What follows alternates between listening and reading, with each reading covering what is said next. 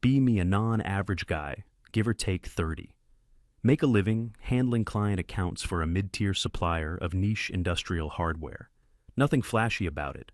We move precision parts, pressure systems, and technical components most people couldn't identify if their life depended on it. It's the invisible infrastructure type of business. Factories rely on it, but nobody brags about it. Compensation's fair, workflow predictable, and leadership keeps expectations simple. Perform. For anonymity's sake, I'll just call my manager the boss. Career engineer, climbed from the shop floor to the corner office. His worldview revolves around margins, renewals, and supply chains that don't break. As long as revenue stays healthy and customers don't complain, he doesn't micromanage. If they're not, he'll be at your desk asking why. Simple as that. Our office is about 80% male. Not by design, it's just the nature of the industry. Most of us are either engineers, sales guys, or logistics people. The atmosphere is pretty chill. We bust each other's chops, talk about sports, complain about the coffee. Communication is direct, no fluff. Hey, got that invoice for order number 743? Yeah, sending it now. That's a whole conversation for us. It's efficient. It works. For years, our HR department was basically one guy named Frank. Frank was a 60-year-old dude who was 2 years away from retirement and had mentally checked out a decade ago. His main job was processing payroll, handling insurance paperwork, and making sure nobody burned the building down. He worked out of a small office in the back that always smelled faintly of stale coffee and sawdust for some reason. Frank's approach to HR was, don't cause problems. If you had an issue, his first question was always, can you two work it out yourselves? He saw his role as a necessary evil, a bureaucratic cog in a machine that was otherwise running fine. We liked Frank. He left us alone. Then, one day, we get a company-wide email. Frank was finally retiring. There was a small party for him, with a sheet cake and some lukewarm punch. He gave a 2-minute speech, said he was looking forward to fishing, and then he was gone. For a couple of months, we had no HR. It was glorious. Everything ran exactly the same, maybe even a little smoother. But the boss said corporate required the position to be filled. He mentioned they were looking for someone new and dynamic to modernize our internal processes. That should have been the first red flag. A few weeks later, another company-wide email. Please welcome our new head of human resources, Sienna. The email had a picture attached. She looked exactly like you'd expect. Young, maybe mid-20s, with that specific brand of bright-eyed, almost aggressive optimism. The kind of smile that doesn't quite reach the eyes. Her bio was a masterclass in corporate buzzwords. Talked about fostering a culture of inclusivity, championing diversity, and building synergistic workplace paradigms. I had to look up what a paradigm was. The guys and I passed the email around in our chat group with a bunch of skull emojis. Our blissful, problem-free existence was about to end. We could feel it. Her first day, you could tell a new sheriff was in town. She didn't just go to her office. She did a listening tour. Walked around the entire office with a brand new notepad and a pen, introducing herself to everyone. She had this way of talking to you, where it felt less like a conversation and more like an evaluation. She'd ask you about your role, nod thoughtfully, and then write something down in her notepad without breaking eye contact. It was incredibly unnerving. She got to my desk. Hi, you must be Anon. I'm Sienna. I'm just so excited to learn about everyone's contributions to the team. I told her what I did, managing client accounts. Her eyes lit up. Oh, client-facing. That's such a crucial intersection for our company's values. I just nodded. What the hell do you even say to that? She scribbled something in her notepad. I'm really passionate about ensuring our external communications reflect our internal commitment to a safe and progressive environment. Another nod from me. Okay. Well, welcome to the company. She gave me that same smile again and moved on to the next desk. The whole office was on edge for the first week. She was like a predator stalking the herd, just watching. We'd see her standing by the coffee machine, not getting coffee, just observing how people interacted. She'd sit in on meetings she wasn't invited to, sitting in the back corner, just writing in her notepad. The office banter died down. The jokes stopped. Everyone started talking in that careful, sanitized way you do when you know you're being monitored. After about 2 weeks of this silent observation, the emails started. The first one was innocent enough. Team, a friendly reminder to please clean up after yourselves in the break room. A clean space is a happy space. Okay, fair enough. Someone left a dirty mug in the sink, but the tone was off, condescending. A week later, another one. Hi, colleagues. I've noticed some items in the refrigerator are past their expiration date. Please be mindful of your food items. We're a community, and we need to respect our shared spaces. Again, not a huge deal, but it felt like we were being managed by a passive-aggressive dorm, RA. Then came the surveys. Anonymous Workplace Satisfaction Survey. Except everyone knew it wasn't anonymous. The link was clearly trackable. The questions were all leading. On a scale of 1 to 5, do you feel our company's leadership fosters an environment of psychological safety? How often have you witnessed communication that could be perceived as non-inclusive? Do you feel there are barriers to advancement for underrepresented groups in our workplace? It was obvious what kind of answers she was looking for. We all just put 3 for everything and hoped that would be the end of it. It was not the end of it. It was the justification for the beginning of the end. About a month into her tenure, we all got a mandatory meeting invitation. Subject: Workshop: Building a More Inclusive Communication Strategy. It was scheduled for a Friday afternoon, the time slot usually reserved for finishing up reports and getting ready for the weekend. Morale was already at an all-time low. We all filed into the main conference room. Sienna was standing at the front next to a projector screen. She was wearing a blazer and looked incredibly serious. "Thank you all for coming," she began. "I know you're all busy, but the work we're about to do here is fundamental to our growth, not just as a company, but as people." I exchanged a look with Dave, the guy from logistics. He looked like he wanted to be anywhere else on Earth. She clicked to the first slide of her presentation. It was a stock photo of a group of diverse people laughing over a laptop. The title was "The Power of Words: Fostering Belonging." For the next 45 minutes, she gave us a lecture. It was a fire hose of buzzwords and academic jargon that had absolutely nothing to do with selling industrial valves. She talked about unconscious bias, problematic language, and the perpetuation of systemic power structures through everyday speech. She claimed that our office, based on her preliminary cultural audit, the creepy lurking and the survey, had a communication problem. According to her, our direct, no-nonsense way of talking was a symptom of ingrained male toxicity. She said that casual phrases we used were actually microaggressions that could make people feel excluded. She put up a slide with a list of problematic phrases. On the list were things like, "Hey guys," "Yeah man," and "Long time, no see." I'm not even kidding. "Long time no see" was apparently offensive to the visually impaired. The room was dead silent. You could hear the air conditioning unit humming.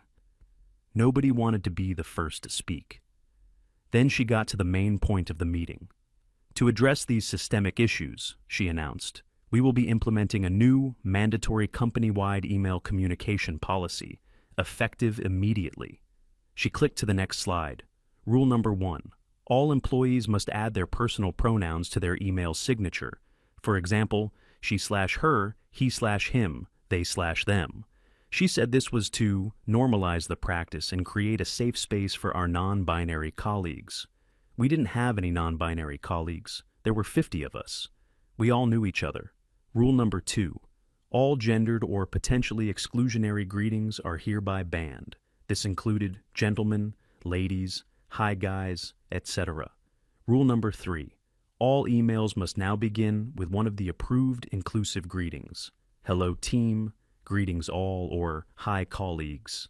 She looked out at the room of stone-faced men, beaming as if she'd just solved world hunger.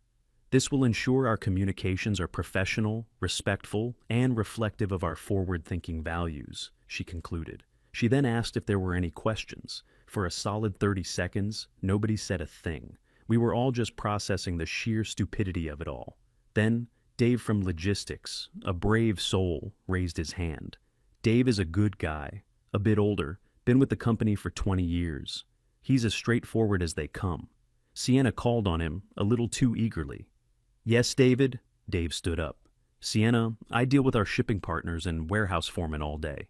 These are guys who work on a loading dock. If I send an email that starts with greetings colleagues and has he/him in the signature, they're going to think I've lost my mind. It's going to hurt our relationships. They're not going to take us seriously. It was a perfectly reasonable, logical point based on decades of experience in the industry. Sienna's smile became tight and forced. "Thank you for that perspective, David," she said, in a tone that clearly meant, "Thank you for being a perfect example of the problem."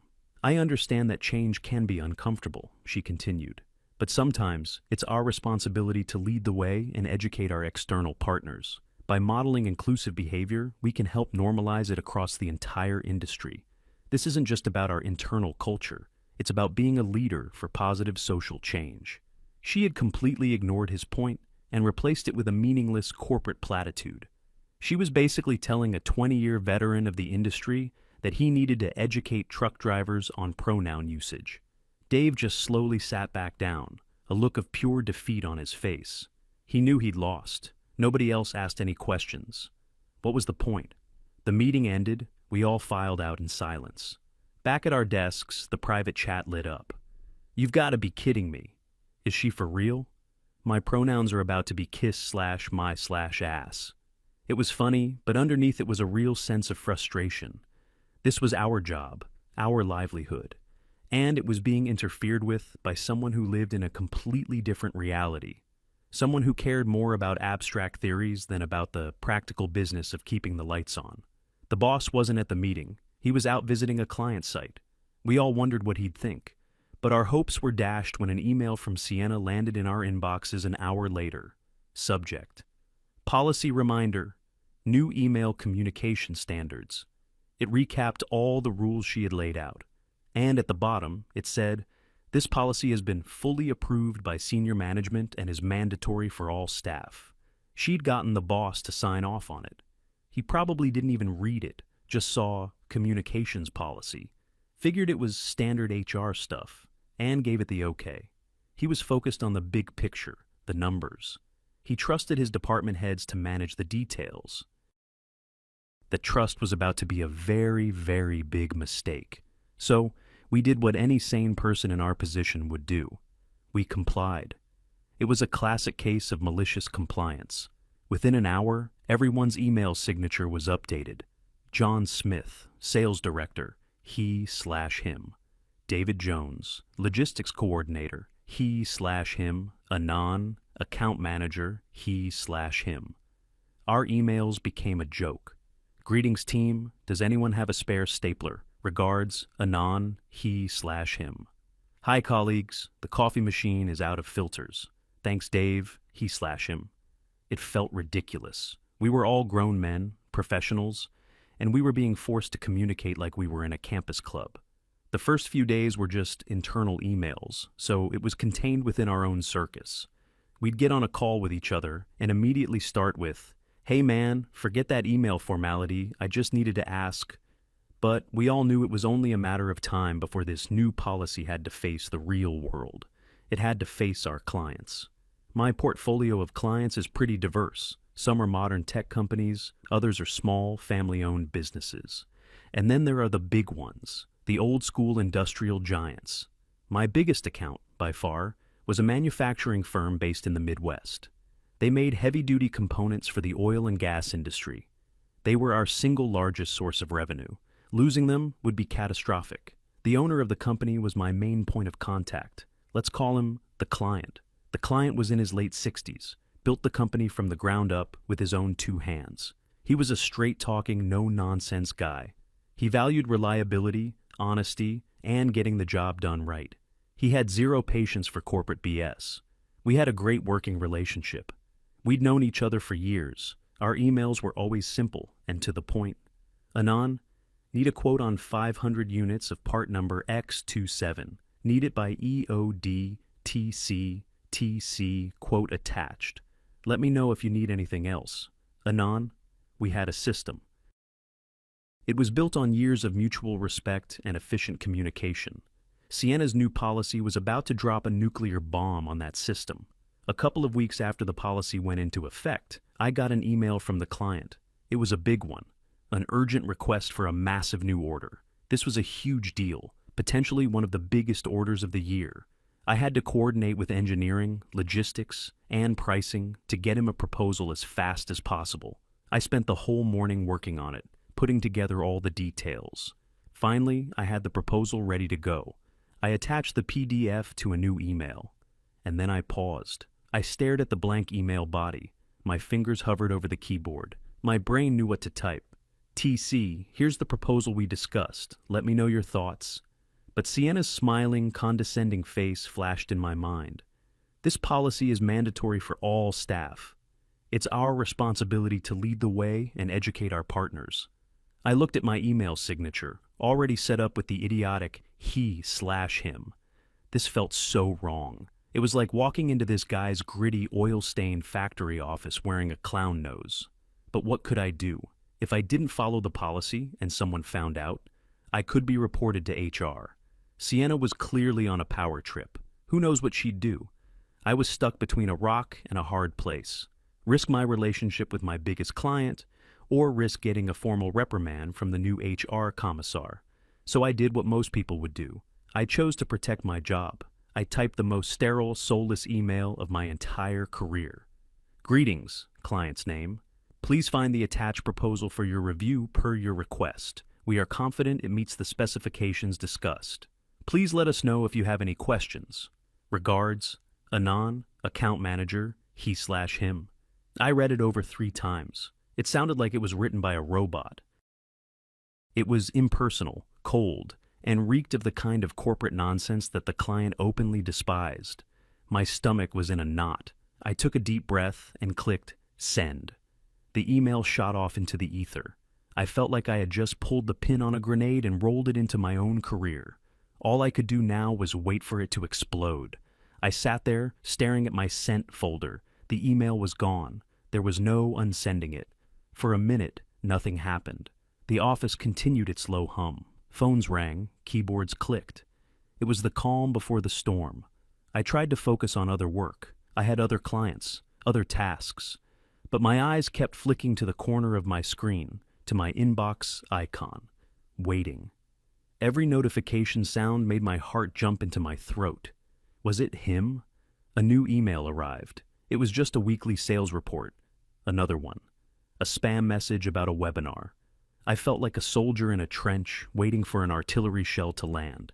You hear the whistle, but you don't know where it's going to hit. An hour passed. It felt like a lifetime. Maybe he's busy, I thought. Maybe he'll see it, think it's weird, but just focus on the proposal and ignore the rest. Maybe I was overthinking it. People are reasonable. He's a businessman.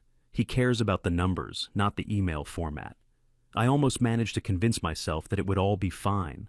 And then it came. A new email. The sender, the client. My blood ran cold. The subject line was just, re-proposal. I clicked on it with a sense of impending doom. The body of the email was short, 2 sentences. What is this? Is this some kind of joke? I'm not sure what he/him has to do with a parts order. It wasn't angry, not yet. It was confused. A dog tilting its head at a strange noise. But it was the kind of confusion that quickly turns into irritation. Okay, breathe. I had to respond. I couldn't just say, "Our new HR lady is a lunatic. Please ignore it." I was a representative of the company. I had to toe the line. I typed out a careful diplomatic response. Greetings, client's name. Apologies for any confusion. It is a new company-wide policy to include pronouns in our email signatures as part of a professional standards update. The attached proposal is ready for your review. Please let me know if you have any questions about its contents. I tried to make it sound as boring and bureaucratic as possible, hoping he'd just roll his eyes and move on. I hit send. The response this time was much faster. Maybe 2 minutes. My inbox pinged again. Same sender. His tone had shifted. The confusion was gone. Now it was annoyance. A professional standards update? Anon, I've been doing business with you for almost a decade. Your standard was delivering good products on time, and my standard was paying you for them. It was a simple, effective arrangement. When did you guys get into the business of social messaging? I'm trying to run a factory here, not a university seminar. Just tell me you can get the parts and stop with this corporate nonsense. This was bad, very bad. He wasn't just annoyed by the format anymore. He was questioning our company's entire focus. He saw the stupid signature as a symptom of a deeper problem, a sign that we'd lost our way, that we were no longer the serious, reliable partner he'd known for years. My hands were shaking slightly. How do I respond to this? If I defend the policy, I alienate him completely. If I agree with him, I'm undermining my own company and could get in serious trouble. Sienna had put me in an impossible position. She had created a conflict where none existed, forcing me to choose between my client and my job. While I was trying to figure out what to do, the decision was taken out of my hands. From across the office, I saw the light on the boss's desk phone start flashing. He was in his office, a glass-walled cube in the corner, reviewing some spreadsheets. He picked up the receiver, looking slightly annoyed at the interruption. "This is the boss's name," he said. His expression immediately changed. He went from relaxed to alert in a split second. He sat up straighter in his chair. He listened intently, his eyes fixed on a point on his desk. The whole office operates on a kind of ambient noise level. You get used to the sounds, but when a pin drops, you notice. This was a pin drop moment. The boss wasn't saying much, just short, sharp interjections. "I see." A long pause while he listened. "Yes, I'm looking at the email chain now." He started typing on his keyboard. He was pulling up my exchange with the client. My heart hammered against my ribs. "I understand completely." Another long pause. His face was like stone. "No, you're absolutely right. It is unprofessional." He winced slightly at that, as if the words physically hurt him. Hearing a client call his company unprofessional was like a personal insult. "Let me be clear. This is not how we do business. This is not our standard." He listened for another moment. "I will take care of this, personally, right now. I give you my word. You have my sincere apologies." He nodded. "Thank you for bringing this to my attention directly. I appreciate it." He hung up the phone. He didn't slam it down. He placed it back in the cradle with a slow, deliberate precision that was far more terrifying than any outburst. He sat there for a moment, just staring at his computer screen.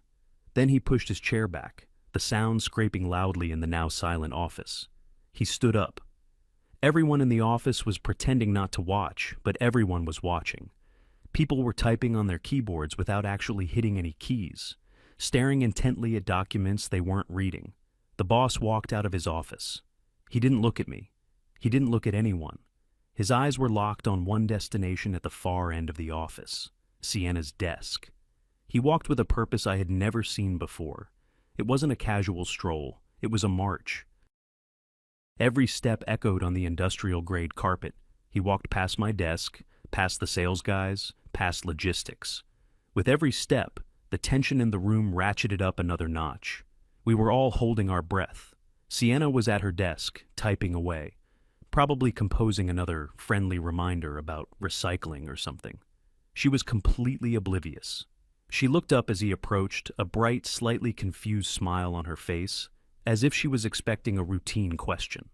"Hi," boss's name. "What can I do for—" He cut her off. He didn't raise his voice. He didn't have to. His tone was low, cold, and carried across the entire office. "Sienna," he said, stopping directly in front of her desk. "I just got off the phone with the client." Her smile faltered. "Oh, I hope everything is all right." "No," the boss said flatly. "Everything is not all right." He held up a hand to stop her from speaking again. He called to inform me that he is strongly considering pulling his account, an account that is worth over $500,000 in revenue to this company every year. You could see the color drain from Sienna's face. "What? Why? Was there a problem with the proposal?" she stammered. "The proposal was fine," the boss said, his voice dripping with ice. "The problem was the email it was attached to. The problem was that my best account manager was forced to communicate with our most important client like he was sending an invitation to a potluck at a community center." She was starting to understand. Her eyes darted around the office, realizing everyone was listening. "He wanted to know," the boss continued, his voice getting a little louder, "if we had been taken over by a committee of children. His words, not mine. He said he doesn't trust a company that's more focused on virtue signaling than on manufacturing deadlines." Sienna's professionalism completely crumbled. She looked like she was about to cry. But the policy.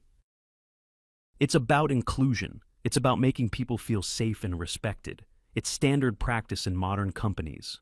This was the moment of truth, the collision of two completely different worlds, her world of theories, buzzwords, and feelings, his world of payroll, profit, and loss, and keeping the damn doors open.